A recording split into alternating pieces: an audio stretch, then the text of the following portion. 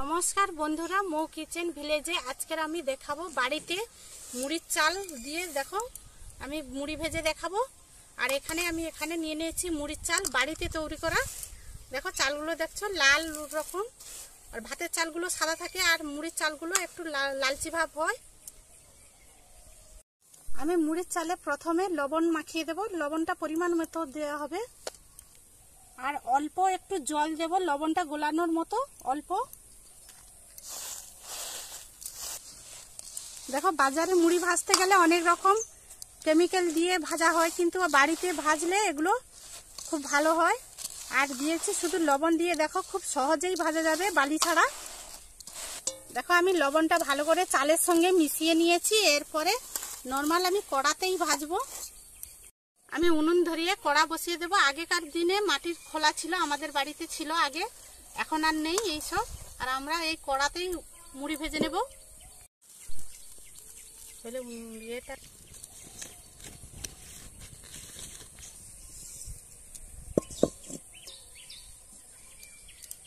কড়া গরম করে নিয়েছি। প্রথমে চালটাকে আমি কড়াতে দিয়ে একটু গরম করে নেব।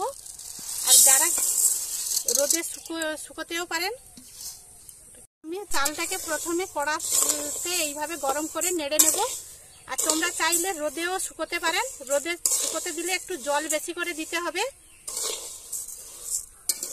এইভাবে মিডিয়াম আঁচে নাড়তে থাকবো চালটাকে, যত সময় না এই চালগুলো ভাজা একটা গন্ধ ওঠে তার সেই মতো আমি নাড়বো।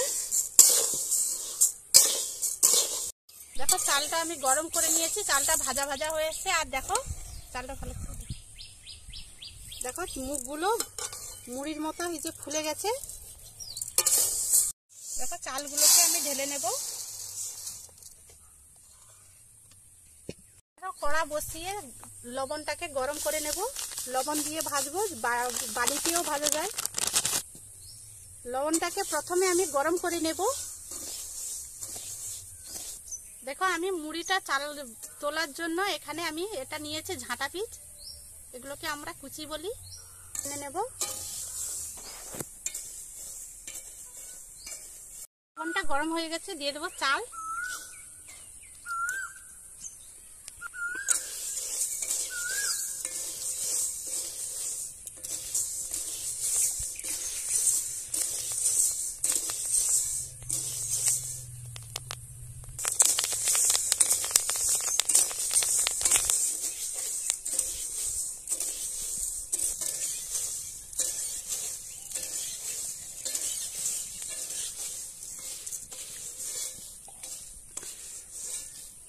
দেখো মুড়ি ভাজা হয়ে গেছে, এরপরে তুলে নেব।